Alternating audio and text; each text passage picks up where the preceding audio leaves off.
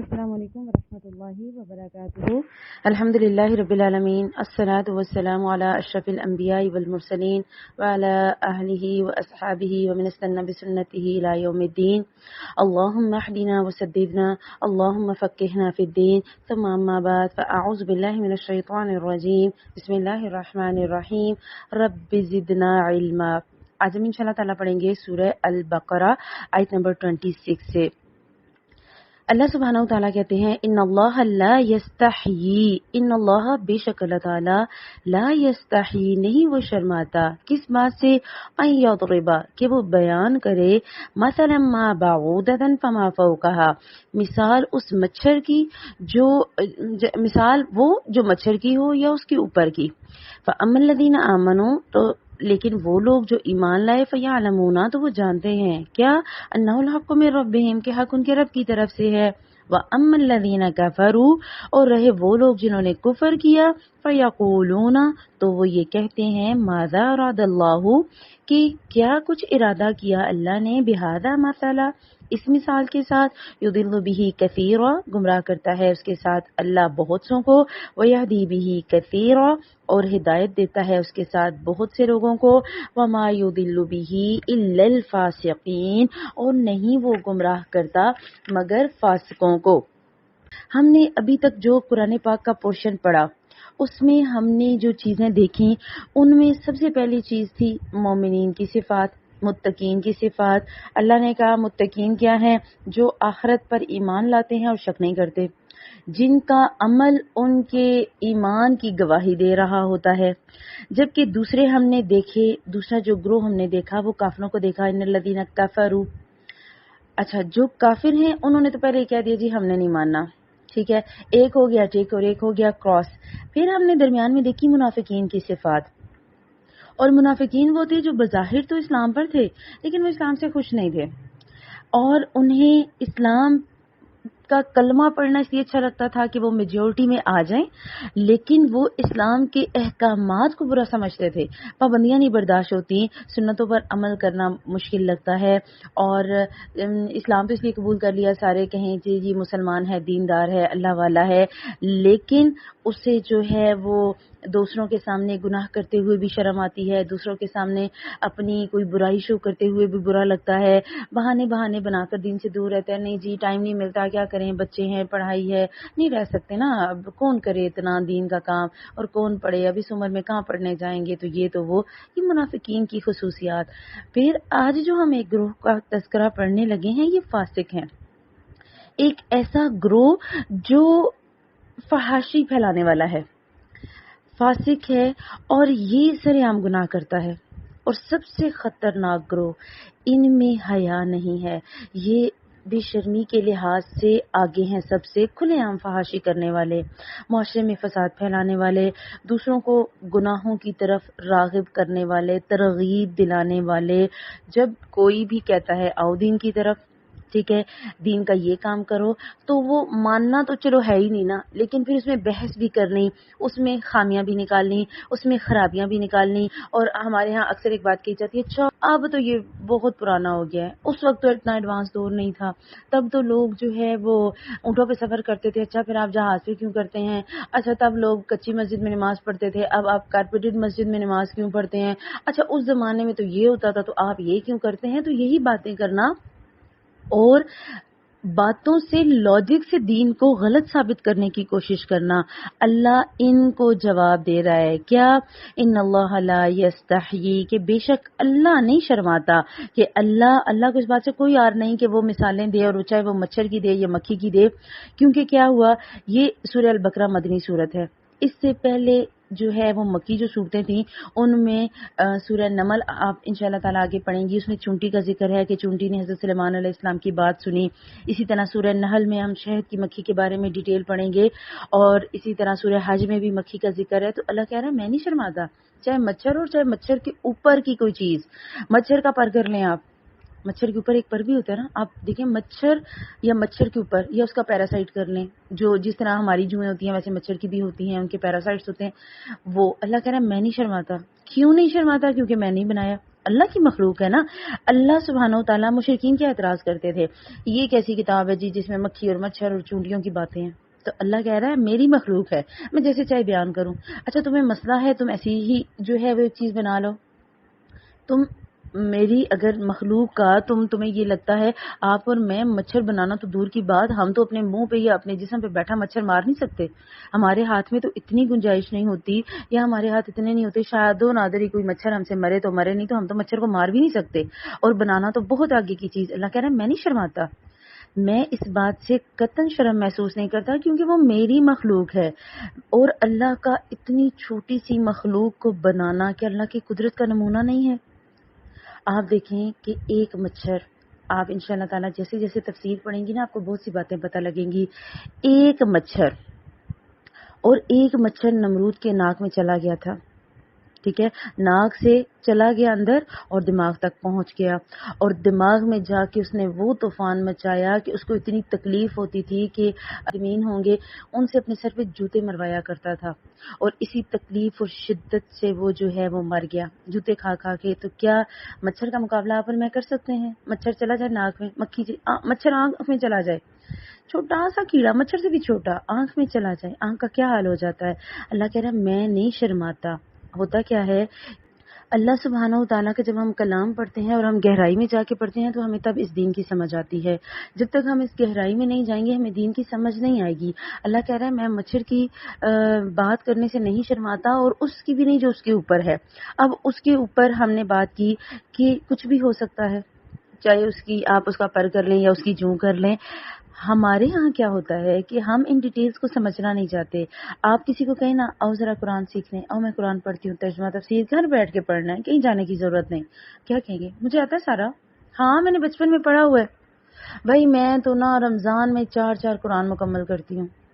میں تو پتہ ہی نہیں لگتا, آدھے گھنٹے میں 2 پارے پڑھ لیتی ہوں. اچھا وہاں جا کر بھی تو یہی پڑھنا, میں گھر ہی پڑھ لیتی ہوں. تو ہم اس طرح کی باتیں کرتے ہیں, حالانکہ ہمیں ان ایک آیت پہ اگر ہم بات کریں, ابھی بھی ایک آیت کو ہم پڑھ رہے ہوتے ہیں اور پھر بھی کئی باتیں مجھے ایسے لگتا ہے رہ گئی ہیں, اور ڈیٹیل میں یہ باتیں کی جا سکتی تھیں. اللہ نے کہا کہ یہ جو اوپر لفظ ہے نا فما فوقہا, جو اس کے اوپر ہے, یہاں اسکالرز یہ بات بھی کہتے ہیں کہ جس طرح مچھر کے اوپر وہ جوں ہوتی ہے نا جو اس کا خون پیتی ہے, اس کا پیراسائٹ, اسی طرح ایک سوسائٹی جو بہت اچھی ہوتی ہے اس میں خرابی کرنے والے جو فاسق ہوتے ہیں, وما یضل بہ الا الفاسقین, تو یہ جو فاسق ہوتے ہیں یہ کسی بھی سوسائٹی کو انتہائی درجے کی برائیوں پر لے جانے والے ہوتے ہیں, ان میں انتہائی درجے کی خرابیاں پیدا کرنے والے ہوتے ہیں. آج کا ناسور کیا ہے, آج کا کیا ہے, ہمارے بچے تباہ ہو رہے ہیں, ہماری نوجوان نسل تباہ ہو رہی ہے.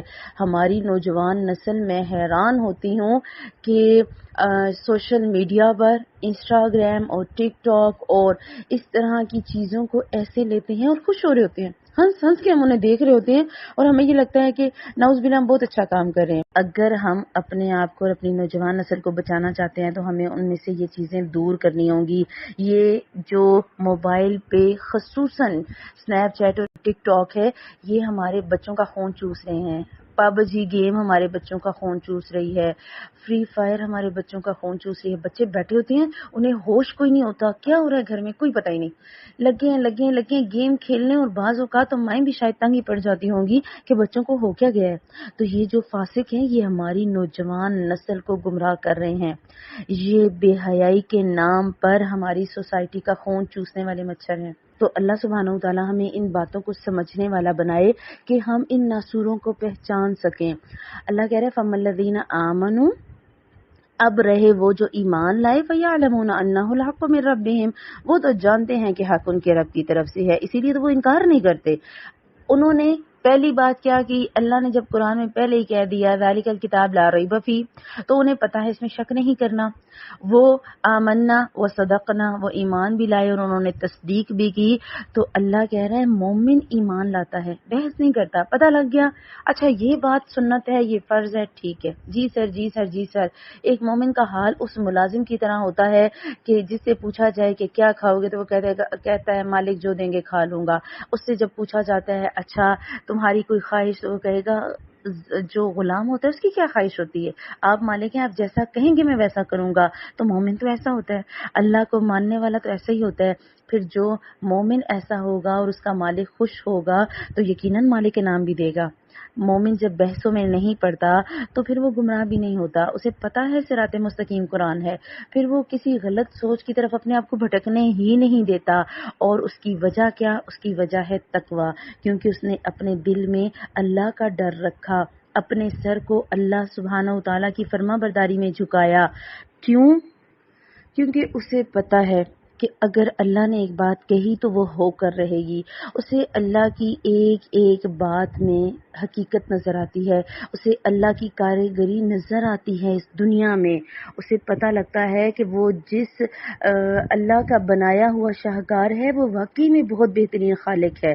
لوگ تو تمام لوگ ہیں، دیکھیں ساخت کے لحاظ سے بھی سب ایک ہیں، سب کے سر بھی ایک جیسے، جسم بھی، اعضاء بھی، گوشت بھی، ہڈیاں، خون، اعصاب، آنکھیں بھی سب کی دو ہیں، دو کان ہیں، منہ ہے، زبان ہے، سب کی خلیے بھی ایک جیسے.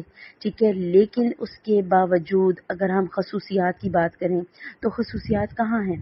ٹھیک ہے، ایک ماں کے بچے، ایک ماں کا فرما بردار اور ایک نافرمان. ایک ماں کے بچے، ایک میں غصہ ہوتا ہی نہیں ہے، صبر، برداشت، تحمل سب کچھ ہوتا ہے، اور ایک ماں کا بیٹا چڑھ چڑھ کے ماں کو جواب دیتا ہے. ایک ماں کی اولاد، ایک ماں کے پیٹ سے نکلے ہوئے بچے، جڑواں بچے، شکل بھی ایک جیسی، فیچرز بھی ایک جیسے، فنگر پرنٹ ڈفرینٹ ہیں، ان کی عادات ڈفرینٹ ہیں. ایک ہنستا اچھا ہے تو ایک بولتا اچھا ہے، ایک لائق ہے، ایک ذہین ہے اور ایک نالائق ہے، ایک جو ہے وہ فطور پیدا کرنے والا ہے اور ایک اصلاح کرنے والا ہے. تو کیا آپ اور میں نہیں سمجھ سکتے کہ انسان اور انسان کا جو فرق ہے، اگر ہم اسی کو دیکھیں تو انسان کا جو فرق ہے وہ مجھے تو ایسا لگتا ہے زمین اور آسمان جتنا ہے. سب کچھ اتنا دور، کچھ بھی نہیں ایسا جو ملتا ہو. شاید ایک مائنر سی چیز ملتی ہوگی، اخلاق اور کردار نہیں ملتا. تو اس آیت میں اللہ سبحانہ و تعالیٰ نے کھلا چیلنج دیا. کیا کہا کہ دیکھو تم اعتراض تو کرتے ہو کہ تمہارے قرآن میں مکھی اور مکڑی اور مچھر کی مثال ہے، تو تم ایسا کرو کہ تمہارے جو اپنے خدا ہیں، ٹھیک ہے، تم انہیں لے آؤ. وہ تو اس مکھی کو بھی پیدا نہیں کر سکتے. ٹھیک ہے، اللہ تعالیٰ قرآن پاک میں خود فرماتے ہیں کہ جنہوں نے اپنے رب کے ساتھ کفر کیا، ایک مکڑی کی طرح ہے ان کی مثال، جس نے ایک گھر لے لیا اور گھروں میں سب سے کمزور گھر مکڑی کا ہے. کاش وہ جانتے. اللہ نے کہا تمہارے تو جو خدا ہیں جنہیں تم اللہ کے علاوہ پکارتے ہو، وہ تو ایک مکھی مکڑی نہیں پیدا کر سکتے. اور وہ اس لیے کہ اگر وہ مکھی پیدا کرنے کے لیے جمع ہو جائیں اور اگر مکھیاں ان سے کوئی چیز چھین لیں، آگے ہم انشاءاللہ قرآن میں پڑھیں گے، اگر ان سے مکھیاں کو چھین لیں تو وہ اس سے چھڑوا بھی نہیں سکتے. تو اس کا مطلب ہے کہ وہ ایک مکھی کے مقابلے میں بھی جو ہے وہ کمزور ہیں، کہ وہ ایک مکھی کے منہ سے لائی گئی چیز نہیں لے سکتے. اور آپ لا سکتی ہیں چیز، آپ کے سامنے ڈائننگ ٹیبل پر کھانا پڑا ہے اور مکھی آ کے آپ کے انڈے کو ٹیسٹ یا سالن کو ٹیسٹ کر کے چلی جائے، آپ اس کے پیٹ سے وہ نکلوا سکتی ہیں؟ نہیں. تو یہ بات بہت زیادہ ضروری ہے سمجھنے کی کہ اللہ سبحانہ و تعالیٰ کی قدرت ہے یہ، چاہے وہ مکھی بنائے یا مچھر. اور کتنے ایسے جاندار ہیں جو ہمیں نظر ہی نہیں آتے. ہماری اپنی سکن پہ اتنے جو ہے وہ جاندار ہیں جو نظر نہیں آتے. ہمارے اسٹمک کے کیڑے اگر وہ اس کو صحیح طریقے سے ہماری خوراک کو ڈائجسٹ نہ کریں تو آپ اور میں شاید زندہ بھی نہ رہ سکیں. تو یہ ساری کی ساری آیات اس بات پر دلالت کرتی ہیں کہ منافقین اور خصوصاً یہود، ٹھیک ہے، انہوں نے یہ جو سوال اٹھائے تھے نا قرآن کی صداقت پہ کہ یہ کیا کہ اللہ تعالیٰ نے ایسی ایسی چیزیں، اور وہ مطلب ان باتوں کی مثالیں دے کر نا قرآن کا مذاق اڑاتے تھے، تسخیر کرتے تھے اس کی. تو اللہ سبحانہ و تعالیٰ نے کہا کہ نہیں، یہ جو تم کہہ رہے ہو نا، یہ تمہیں بات ابھی سمجھ نہیں آ رہی کیونکہ تم ہدایت نہیں لینا چاہتے. اگر تمہیں اللہ نے ہدایت دینی ہوتی تو اللہ تمہیں دے دیتا. یضل بہ کثیرا، وہ کیا کہتے ہیں، اللہ نے اس کو کیوں مثال بیان کیا تو اللہ کہتا ہے یضل بہ کثیرا. نتیجہ کیا ہوا کہ گمراہ ہو گئے، ان میں سے بہت سے گمراہ ہو گئے. اب اللہ نہیں گمراہ کرتا. یہاں آپ کے ذہن میں ایک سوال ہے کہ اچھا اللہ گمراہ کر دیتا ہے؟ اللہ تعالیٰ اگر گمراہ نہ کرتا تو وہ ہدایت پا جاتے. اللہ کس کو گمراہ کرتا ہے؟ وَيَهْدِي بِهِ كَثِيرًا، اللہ ہدایت بھی تو دیتا ہے. ایک ہی مثال ہے لیکن اللہ تعالیٰ ایک ہی مثال سے ہدایت بھی دے رہا ہے اور گمراہی بھی. تو ہدایت کس کو ملے گی؟ جو ہدایت کا طلبگار ہوگا. اب گمراہ کون ہوگا؟ اس بات کی گہرائی میں جانا ہی نہیں چاہے گا، جو سننا ہی نہیں چاہے گا کہ مثال دی کیوں گئی ہے. اگر ایک بندہ غور کرے گا تو اسے مچھر کا پیدا کرنا بھی پتہ لگ جائے گا کہ اللہ نے پیدا کیا تو کسی حکمت کی وجہ سے پیدا کیا. اور ایک سائنٹیفک ریسرچ آتی ہے کہ پوری دنیا میں 20 لاکھ اموات صرف مچھر سے ہوئی ہیں.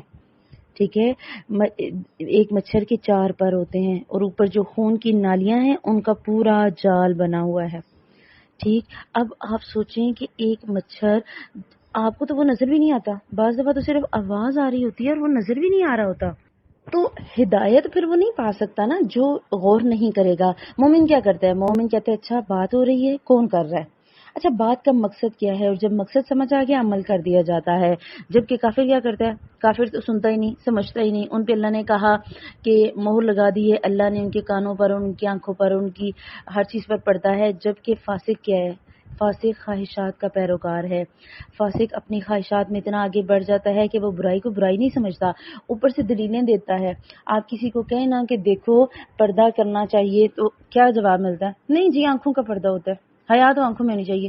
ٹھیک ہے، بڑی دیکھی ہیں جی برقعے والی بھی ایسے ایسے کام کرتے ہوئے، بڑی دیکھی ہیں جی برقعے والی بھی ایسے. ایک دم ہمیں ایسی بات سننے کو ملتی ہے. تو کیا سوچنا ہم نے یہ ہے کہ ہم میں تو وہ فسق نہیں ہے. ٹھیک ہے، کیونکہ فاسق ہدایت سے محروم رہ جاتا ہے. اللہ کہہ رہا ہے یضل بہ کثیرا، فاسق پھر ہدایت نہیں پا سکتا. اس میں حسد بھی ہوتا ہے اور تکبر بھی ہوتا ہے اور ہٹ درمی بھی ہوتی ہے اور لاجک بھی ہوتی ہے پاس. نہیں میں کیوں بات مانوں، مجھے کیا ہو گیا کہ میں ان کی سنوں. اور اللہ کہہ رہا ہے کہ جسے ہدایت ملنی ہوتی ہے اسے انہی مثالوں سے ہدایت مل جاتی ہے اور وہ پھر ہدایت میں بڑھ جاتا ہے. آگے اللہ نے لاجک دے دی کہ کیوں ہدایت نہیں پا سکتا فاسق. وما یضل بہ الا الفاسقین، اللہ نہیں کسی کو گمراہ کرتا سوائے فاسقوں کو. اگر ایک بندہ اللہ کی سنے گا ہی نہیں، اللہ کے احکامات پہ عمل ہی نہیں کرے گا، پھر وہ ہدایت تک کیسے پہنچے گا.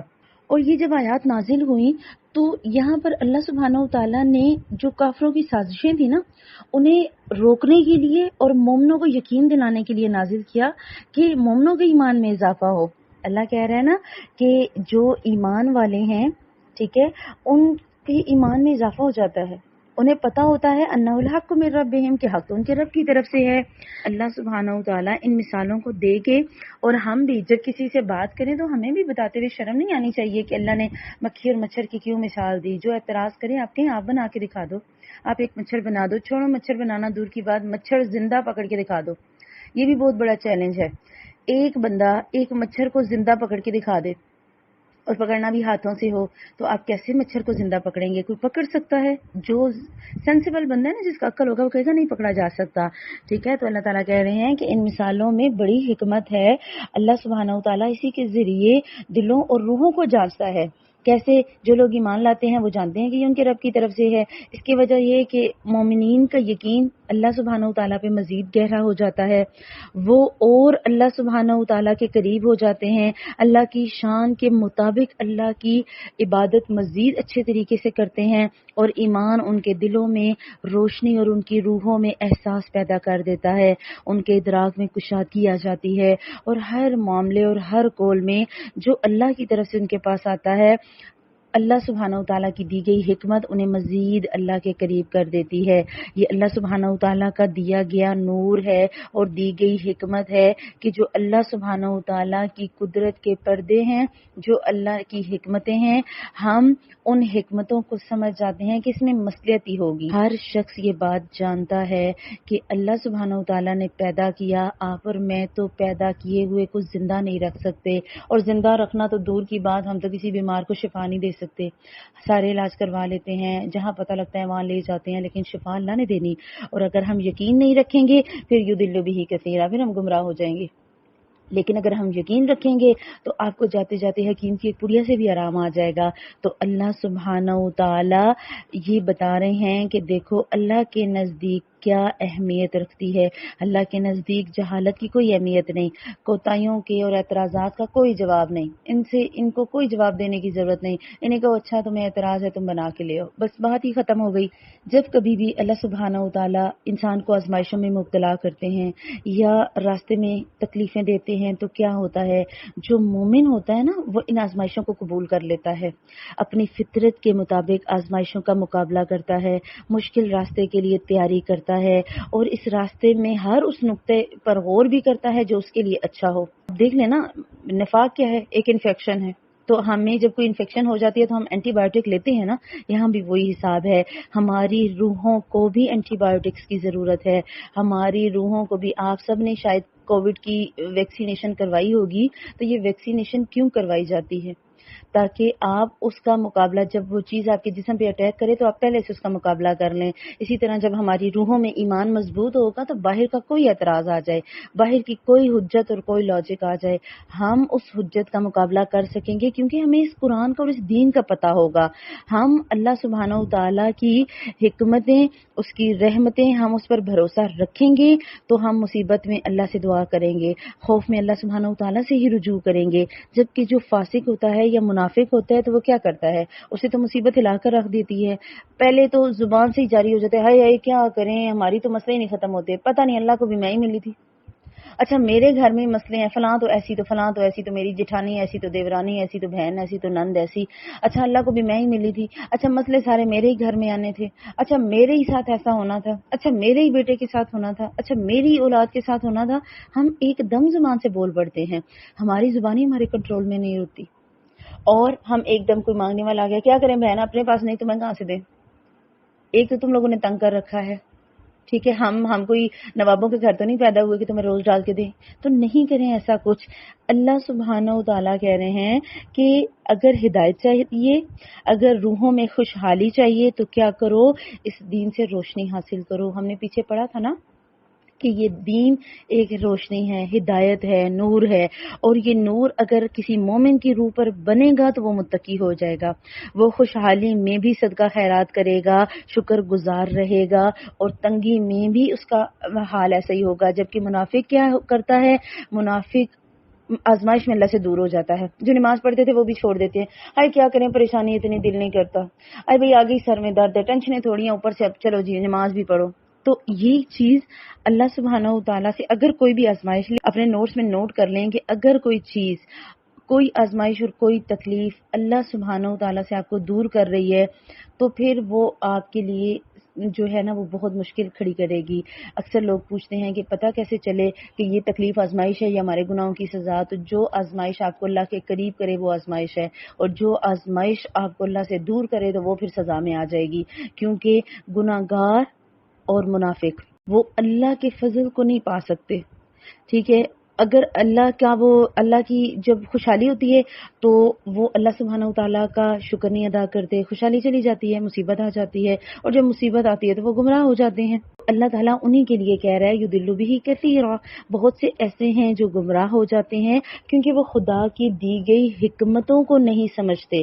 تو اللہ سبحانہ و تعالیٰ سے دعا کریں کہ اللہ تعالیٰ آپ کو اور مجھے فاسق ہونے سے بچائے، اور ہمارے اندر ایسی کوئی بھی چیز نہ آئے کہ ہم سر عام گناہ گار بنے. کہتے ہیں نا، اگر آپ اس کے لفظی مطلب کو سمجھیں تو کوئی بھی چیز ہے تو اس کا جو چھلکا ہے، کھجور، خصوصاً کھجور کا جو اپنے چھلکے سے باہر آنا ہے نا، اسے کہتے ہیں فسق، یعنی کہ کسی چیز کو توڑ کر اس سے باہر نکل آنا. تو انسان کیا کرتا ہے؟ چھوٹے چھوٹے گناہوں کرتے کرتے کرتے کرتے آخر ہدایت سے باہر نکل آتا ہے. اپنی خواہشات کی وجہ سے اسے اللہ سبحانہ و تعالیٰ کی حدود پسند نہیں آتی، پابندیاں پسند نہیں آتی، اللہ کی باتیں اچھی نہیں لگتی، اللہ کے احکامات اچھے نہیں لگتے. اور آج اپنے قرآن کو گواہ بنا کر کہیں کہ اے قرآن میرے تو گواہ رہنا، میں نے تیری اس آیت کے سامنے اپنے تمام گناہوں کا اعتراف کیا. آج میں اعتراف کرتی ہوں کہ میں اپنے اندر فاسقین کی کوئی صفت نہیں رکھوں گی. میں اقرار کرتی ہوں کہ چاہے کچھ بھی ہو جائے، میں اس قرآن کی ایک ایک آیت کو سمجھنے کی جو کوشش کر رہی ہوں، تو اے اللہ تو اس قرآن کو میری روح میں اتار، مجھے روح کی پاکیزگی عطا کر. جسمانی پاکیزگی بھی ضروری ہے اور روحانی بھی ضروری ہے. اللہ سبحانہ و تعالیٰ آپ کو اور مجھے روحانی پاکیزگی بھی عطا کریں. سبحانک اللہم و بحمدک، نشہد ان لا الہ الا انت، نستغفرک و نتوب الیک. السلام علیکم و رحمۃ اللہ وبرکاتہ.